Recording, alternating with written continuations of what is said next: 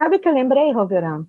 Quando o Zé Dirceu, ainda no governo do Bolsonaro, falou: o nosso erro foi não ter é, trazido para a gente as Forças Armadas. E uma das Forças Armadas, uma força que eu digo de ter poder ali dentro, é o STM, né? Então ali ele já tem duas ministras.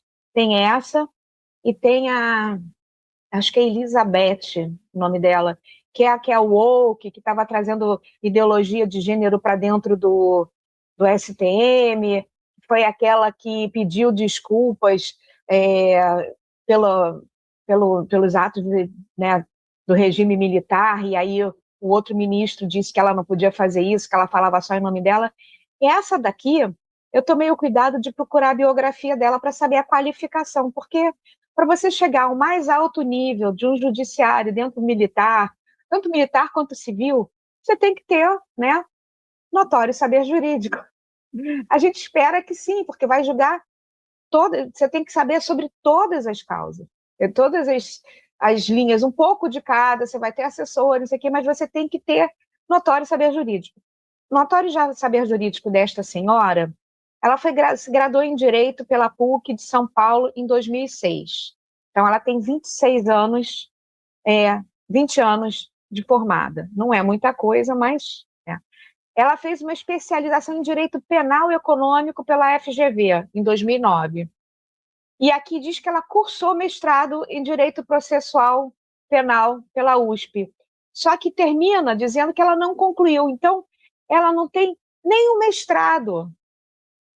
Ela não tem nenhum mestrado, ela tem uma especialização, que pode ser chamada, de não sei como foi, se foi só um curso de especialização de 2, 3 meses, ou se foi uma pós-graduação, que aqui não fala em pós-graduação, não fala em MBA. Né? Eu posso falar, eu sou formada em Direito e eu tenho uma pós-graduação em Direito Internacional Humanitário, que é o Direito dos Conflitos Armados, eu tenho diploma. E eu tenho uma pós-graduação, aqui o meu não é uma especialização, é uma pós-graduação. Então aqui não fala. E ela foi fazer um mestrado que ela não concluiu. Então é esse o saber jurídico. Agora, ela tem um saber maravilhoso que leva ela a esse cargo. É o saber quem indica. É o saber quem é a pessoa que está perto dela. Ela foi advogada da Glaze, né, na Lava Jato. E se a gente pensa quando aconteceu a Lava Jato, 2014, 2015, 2016, né, foi por aí, né? É, ela já foi a mesma. O Chiquini também começou com a Lava Jato, lembrei agora. Mas, assim, também não tinha tanta experiência jurídica para você estar. Tudo bem, você entra no escritório, 5, 10 anos, você vai pegando bastante prática, mas é o quem indica. E aí você lembra que o PT precisava aparelhar, né? Começou com os comandantes, com o alto comando das Forças Armadas, agora foi para a área jurídica, né? Porque isso sim é dar um golpe e manter um golpe, é você ter sob controle as Forças Armadas de um país. Você não consegue dar um golpe se você não tiver o controle das Forças Armadas, a não ser que você tenha uma milícia muito melhor que vá ganhar na hora de ir para a guerra civil ali, vai ganhar das Forças Armadas desse país. E ela está ali. E aí, como é da turma, né? Como a gente está descobrindo muita coisa, o Trump está ajudando, né? Aliás, o pessoal do PT já está dizendo que o Flávio Bolsonaro está interferindo, está cometendo um crime contra a democracia, o Estado democrático de direito, né? Ele está falando ali porque foi falar com o Trump as coisas que estão acontecendo aqui, foi a favor dele transformar, não é transformar, dele afirmar que o narcotráfico aqui os narcotraficantes são terroristas, né, e que ele está envolvido lá também com as tarifas, pelo contrário, o Flávio está pedindo para não ter tarifa, mas a gente agora tem alguém que olhe pela gente, porque se você pensar que todo o alto comando do judiciário, né, a gente vai ser do STM, do STF, da Procuradoria-Geral, da Advocacia-Geral da União, está todo mundo junto e misturado, o Gonê segurando vai olhar toda investigação, né? E que não chega, não volta. Na verdade, ela não está voltando ao início, que foi o Taiaiá e os 129 milhões da dona Vivi Barsi, né? Do Moraes, né? Porque o Gonê está segurando isso, o PGR está segurando isso, o AGU está se metendo para onde não tem que se meter para defender quem ainda não tem a competência para defender. Então, eles estão todos tomados. Quando a gente vê uma coisa dessas, quem é que vai atrás? Se a gente tem uma PF que o delegado, primeiro o delegado disse que esse pessoal aí que deu dinheiro para essa ministra, né? Eram duas pessoas ou três, e duas ou três empresas, ele tá, no caso, para as empresas, ele falou que as pessoas que estavam envolvidas não estavam. 2 dias depois, ele já está atrás dessas pessoas, pegou uma e disse que a outra fugiu, mas só fugiu porque que o Trump avisou. Mas a gente vai, aí você vai atrás, vai ver quantas vezes eles já foram atrás e deixaram. Eu acho que eles até mandaram, foge para a gente botar a culpa no Trump. Sai, a gente não vai te pegar, não, senão a gente vai botar a culpa. Aí a gente põe a culpa no Trump porque ele abriu o jogo que a gente estava atrás de você. Tá tudo misturado e você não tem para quem recorrer. A gente só vai ter assim hoje o Mendonça e o Fux, e que são duas pessoas, e um está na mão do Mendonça. Aí tem os vazamentos é o que o Gilmar queria, hoje teve um monte de vazamento, principalmente da dona Vivi Barsi, com os 129 milhões, porque ela mandou por WhatsApp do Vorcaro o contrato, né? A gente não consegue falar de uma coisa sem puxar o fio da outra, porque está tudo misturado. Desde que começou o carbono oculto, com a Faria Lima, porque essas empresas, inclusive esta que deu os 700 mil para essa senhora, está ligada à Faria Lima, às fintechs, né? Aí junta, vem INSS, aí você descobre que a Faria Lima tem ligação com a RIAG, que tem ligação com o INSS, e aí a RIAG tem ligação com quem? Com o Vorcaro. Aí descobre que o advogado da JBS entrou de sócio no Taiaiá, que era da Master, que era do Toffoli. E quem, juro, na minha cabeça passa a carinha do Chapolin, e eu nunca fui de assistir Chapolin, mas tinha aquela coisa clássica, né? Eu tenho filhos grandes, adultos já. Quem poderá nos defender? E quem é que vai tomar a frente disso? Quem é que vai falar assim, agora está todo mundo preso? Como é que vai exonerar essas pessoas? A gente está num país que você não tem como exonerar. O André Rodrigues não podia mais estar no lugar que está. Essa senhora não podia estar mais no lugar que está.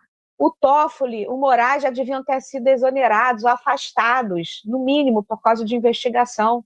O Gilmar está prestes à mesma situação, porque o Gilmar tem outras coisas, né? Teve a história da CBF, também está ligado, ele está conseguindo sair pela tangente, mas ele está enrolado com isso, né? Até o próprio Cássio poderia ter sido afastado por causa da história do filho, mas talvez porque é distante, mas poderia sim, né? Por causa da parcialidade, né? Então, a coisa está tão feia que a gente fica pensando assim, onde isso vai chegar? Como é que a gente chega numa definição disso tudo? Como é que a gente vai chegar num ponto final onde essas pessoas realmente vão ser de verdade investigadas, processadas, né? Que esses inquéritos virem um processo, que elas sejam julgadas e sentenciadas. E já estou eu dando sentença aqui, mas a sentença pode ser uma sentença mínima, uma máxima, pode ser no final de sentencio que ela é inocente, mas tem que passar, e eles não vão passar. Eles estão tentando derrubar o Mendonça às vésperas da eleição. E é isso, a gente tem, assim, a minha grande preocupação, e eu acho que é de todos nós, é como fazer isso ir adiante com a Polícia Federal que a gente tem, tá? Uma boa parte dela aparelhada, né? Já seguraram a investigação do Lulinha, porque essa empresa, essas 2 ou 3 empresas que estão ligadas, que o Trump pegou, uma delas é a que paga a do Lulinha, né? Mas aí a PF, lembra que o Andrei trocou a equipe da PF sem o aval do Mendonça? Essa equipe da PF, apesar de ter um grupo que ainda está sob o comando total do Mendonça, mas teve uma outra equipe que é um outro setor. Aí a gente está sem ninguém, a gente só vai poder investigar o Lulinha depois das eleições. Gente, era o Bolsonaro que interferia na PF, que não podia escolher o Ramagem, porque senão ia interferir na PF? Era isso mesmo? Né? A gente está vivendo, vê o Andrei viajando para a China horas e horas e horas e horas dentro de um avião junto com o Lula, indo para os Estados Unidos, indo para a Europa, no mesmo avião, e eu não estou nem falando das festas do Vorcaro, não, estou falando do contato do Andrei com o Lula, com o Janjo. Então, a gente está numa situação que eles aparelharam e me angustia, mas eu não perdi a esperança. Eu acho que a gente vai conseguir, alguma coisa vai acontecer, pode ser por causa da interferência dos Estados Unidos, a gente está vendo mais ações acontecendo, por exemplo, essa história do Andrei dizer que não tinha nada a ver essas pessoas que o Trump falou, né, acho que é Stella e Shidoma, é um nome meio japonês, chinês, não sei, que foi o que fugiu, né? E aí, 2 dias depois, ele veio e disse que pegou a tal da Stella, mas não pegou o outro, porque o outro já tinha fugido, já não encontraram.